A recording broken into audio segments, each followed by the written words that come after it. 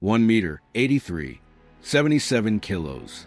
In the land of giants, he was tiny, but when he stepped onto the court, the noise changed, the energy changed, the NBA stopped. Allen Iverson wasn't just a point guard. He was a hurricane of speed, an explosion of attitude, a cry for freedom within the four lines. While others obeyed, he questioned. While others trained, he created. While others followed rules, he wrote his own. They called him a problem. They called him selfish. But when the ball went up, he was everything the city needed. Today, you'll see why Allen Iverson wasn't just an MVP. He was a revolution with a bandana on his head and his soul in his sneakers. The unlikely hero who almost led one of the worst offensive squads in history to glory. The beginning of everything. Born and raised in Hampton, Virginia, the answer, as he came to be known, lived a childhood marked by struggle, raised by a single mother in an environment of poverty and violence. Allen understood from an early age that his survival would not come by conventional means. In American soccer, he was a star. In basketball, he was a hurricane. He was named Athlete of the Year in high school for his ability in two sports, a rare feat. But like so many other talented young black men, his path was almost interrupted by a ruthless judicial system. In 1993, at the age of 17, Iverson was arrested after a fight in a bowling alley. The charge? Participation in a mass riot. The sentence? 15 years with 5 to serve. There was no video, no conclusive evidence, only suppositions. The community was divided, but the most attentive eyes saw institutional racism. After months in prison, Iverson was pardoned by the governor of Virginia. His freedom, however, did not erase the scars. When he arrived at Georgetown University, under the tutelage of legendary coach John Thompson, Iverson found something rare: structure, respect, and trust. On the court, he became one of the most electrifying players in the country. Off the court, he continued with the same identity. He spoke his mind, dressed the way he wanted, and didn't apologize for being who he was. Then came 1996.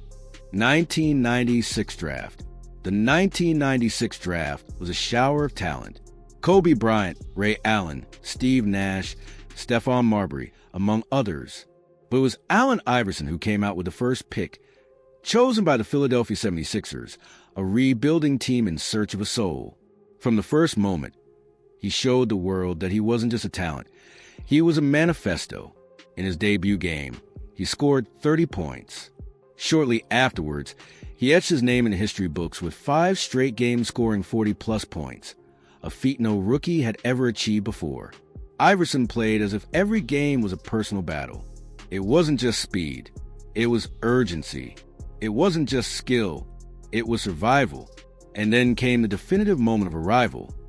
Against Michael Jordan's Chicago Bulls, the greatest of all time, Iverson faced him like a mirror. He applied a legendary crossover, made Jordan slip for a second, created space, and converted the shot. The world watched in amazement. That move wasn't just a beautiful play. It was symbolic. A rookie from a humble background, defiant, facing the NBA's greatest idol without blinking. Allen Iverson, with his Reebok sneakers, his pigtails, and his visible tattoos, was a raw portrait of a marginalized youth that was finally represented in the world's biggest basketball league. He wasn't trying to please. He just was. More than numbers, Iverson brought attitude, truth, and confrontation. If the NBA was a well-orchestrated classical symphony, he was the scream of an electric guitar in the middle of the concert, and no one could ignore it. Conflict is fuel. When Larry Brown took over as head coach in 1997, he knew exactly who he was dealing with. Brown was an old-school teacher, a craftsman of discipline, obsessed with systems, details, and schedules. Iverson, a free spirit. He arrived late for practice, left early, and didn't always seem interested in running that rehearsed play that the coach loved so much. It was a meeting of two worlds, Brown's traditionalism against Iverson's rebelliousness. And it was a shock. Iverson wouldn't accept being molded. Brown didn't accept the idea of a team without rules.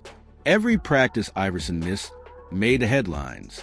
Every scolding from Brown was analyzed by columnists, as if it were an earthquake. But behind all this chaos, something was working. Because as the two clashed, the results began to show. In 1999, the Sixers returned to playoffs for the first time since 1991. Iverson led the NBA in scoring. Philly, a working-class city accustomed to sweat and tears, began to look back on that tattooed little guy with fondness. But there was still one giant crack: the relationship between the star and the coach. In the summer of 2000, everything almost fell apart. Larry Brown was at his wit's end.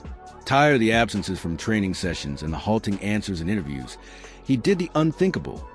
He orchestrated a trade to send Iverson to the Detroit Pistons. For hours, it seemed like a done deal. Imagine Allen Iverson at the age of 25, far from Philadelphia, far from the fans who idolize him, playing a rigid system, and far from the spotlight. It almost happened, but at the last minute, the deal fell through. A contractual detail, a forgotten clause, the universe conspiring? Who knows? The fact is, the exchange failed, and then something rare happened. Iverson felt the blow. He realized that he could be traded, he could be discarded, and most importantly, he could lose the city that loved him. It was at that moment that Larry Brown and Allen Iverson had the conversation that would change everything. It wasn't easy. It wasn't pretty, but it was real. Brown didn't ask Iverson to change who he was. He asked him to honor his commitment to the team, to not miss practices, to lead by example. Iverson, for the first time, really listened. And then chaos became fuel. The magic season, 2000 to 2001. After his near trade to the Detroit Pistons, Iverson came back for the 2000 to 2001 season different. Not tamed, that would be impossible, but refined. More mature, more committed. The same indomitable spirit, but now with focus. He had something to prove. To Larry Brown, to the league, to the critics, but above all, to himself. He arrived at training camp stronger, more resilient, with 172 pounds, 78 kilograms of dry, explosive muscle. And for the first time, he started the season on time. Every day, he didn't miss training sessions. He didn't disappear from meetings. He was a new Iverson, no less rebellious, but now disciplined in his rebellion, and this was reflected on the court. The Sixers started the season with 10 wins in a row. It was as if all the chaos of previous years had been channeled into raw energy. Iverson dominated games. He ran past scorers as if they were shadows. He floated in the air. He fell to the ground. He got up, repeated, averaged 31 points per game, player of the season. And more than the numbers, there was a symbolism. The smallest player in the league with the biggest impact. A star who played with a heart the size of the whole of Philadelphia. He didn't apologize for his intensity. He bled for the team, even if he was the first to criticize the system. It was paradoxical. And for that very reason, it was genius. For the first time, Philly put together a team that understood Iverson. Dikembe Mutombo, the monster of the defense, arrived in the middle of the season and became an anchor. He was voted Defender of the Year. Aaron McKee, the silent all-rounder, won the Sixth Man of the Year award. Eric Snow, George Lynch, Tyrone Hill workers, rustic, committed, none of them shadowed Iverson. They all played for him and with him. It was a team of workers around an artist. And then came the ultimate prize. Allen Iverson was voted NBA MVP in 2001 when he took the stage in his white suit and shy smile. He thanked his mother, Larry Brown, his city, and he cried, not for statistics, not for the spotlight, but for everything he had to endure to be there. It was the pinnacle of redemption. A boy unjustly imprisoned at 17, a discredited rookie, a problem for coaches and managers. Now the best player in the league. The 2000 to 2001 season wasn't just magical. It was symbolic. It was the moment when the anti-hero became a hero, when the NBA, which had tried to mold him, finally had to accept it. Allen Iverson was too authentic to fit into any mold. But the best or the most insane was yet to come. The playoffs of glory. In the NBA, the playoffs are the real battleground, where the narrative separates itself from the legend. And in 2001, Allen Iverson didn't just survive, He dominated. If the regular season was magical, the playoffs were mythological. Each round, Iverson didn't just face opponents. He faced his own physical limits, his pain, his critics, and yet he kept going, like a wounded gladiator, but impossible to knock down. Right away, the past came knocking. The Sixers faced Reggie Miller's Pacers, the same team that had eliminated Philly the previous 2 years. But this time it was different. Iverson was on another level, playing with anger, control, and precision. He swept away the ghosts of the past and led the Sixers to a convincing 3-1 victory. It was just the beginning. Toronto Raptors, Vince Carter. If Iverson was fury, Vince was elegance. The match instantly became one of the greatest individual duels in playoff history. It was art and war, alternating shifts of spectacle. Game after game, the two exchanged absurd performances, as if they were playing one-on-one with the whole world watching. Game 2, Iverson with 54 points. Game 3, Vince Carter responds with 50 points. Game 5, Iverson 52 points. In revenge mode, the match went all the way to Game 7. On the last shot, Vince had a chance to win and missed. The ball hit the rim and fell out. Philadelphia was breathing. Iverson advanced. Destiny awaited. Milwaukee Bucks. Ray Allen, Glenn Robinson, Sam Cassell. A deep, technical, experienced team. And there, Iverson began to feel the weight of the war. With his body worn out, suffering from hip, shoulder, and ankle pain, he had some poor games. The media, of course, asked, has he run out of gas? But he responded as he always does. On the court, Game 6, 46 points. Game 7, 44 points. With his arm bandaged, falling down with every hard foul, getting up with bumps, Iverson took the Sixers to the NBA Finals for the first time since 1983. It wasn't just about basketball. It was about endurance. The impossible for a moment, reaching the 2001 NBA Finals, was already a miracle. Allen Iverson, the Sixers, plagued by injuries and technical limitations, would face one of the scariest teams in modern history, the Los Angeles Lakers of Shaquille O'Neal and Kobe Bryant.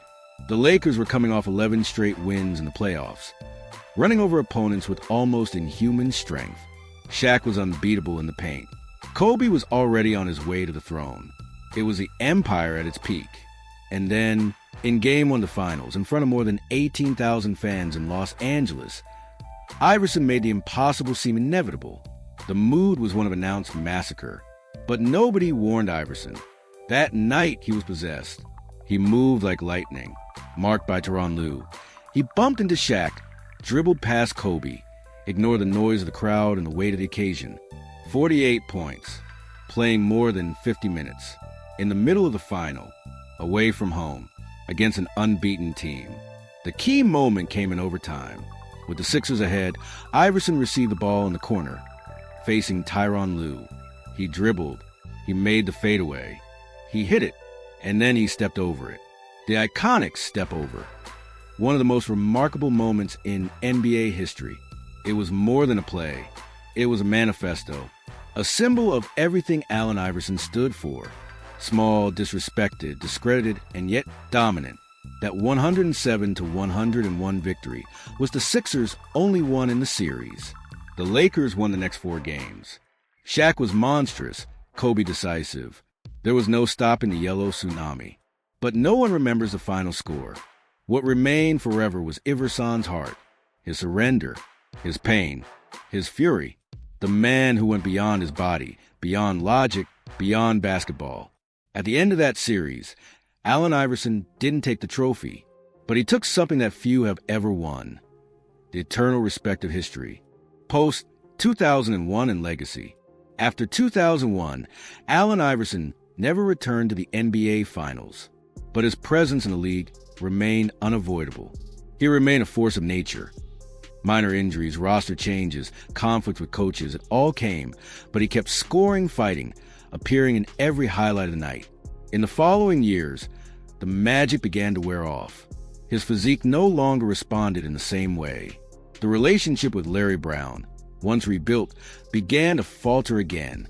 The Sixers team was no longer competitive. In 2006, after a series of frictions, the inevitable split happened. Iverson was traded to the Denver Nuggets. There he teamed up with Carmelo Anthony, two explosive talents, but with styles that were difficult to match. He had good games, great moments, but never the perfect fit. After that, a quick sequence. Detroit Pistons 2008, a cold spell in which he refused to come off the bench. Memphis Grizzlies 2009, lasted 3 games. Return to Philadelphia 2009-10, exciting but brief. Like a last dance on a stage that had already gone dark, Iverson never announced a formal retirement from the NBA in a traditional way. He sort of walked away from the game, like someone leaving a party. Without saying goodbye, he still tried to play in Turkey. He thought about coming back. He dreamed of farewells at a high level, but his body wasn't the same anymore. And more than his body, the rebellious spirit that made him so great was the same one that couldn't adapt to the supporting role. Even off the court, he continued to make headlines, speaking what he wanted, wearing what he wanted, without ever apologizing for being himself. And maybe that's why the world never stopped looking at Allen Iverson. Iverson changed basketball, but more than that, he changed culture. Style, he was the first to bring tattoos, braids, bandanas, and street attitude into the NBA mainstream. Voice, he spoke openly about poverty, racism, and not fitting in, and he did it at a time when many were still silent. Identity, he inspired an entire generation of young people who saw themselves in him, not as unattainable superheroes, but as someone real with flaws, pain, addictions, but also with brilliance, talent, and soul. Today, his name echoes not only in statistics, but in rappers' rhymes, streetwear clothing, and motivational videos. His impact goes beyond basketball. It goes beyond the court.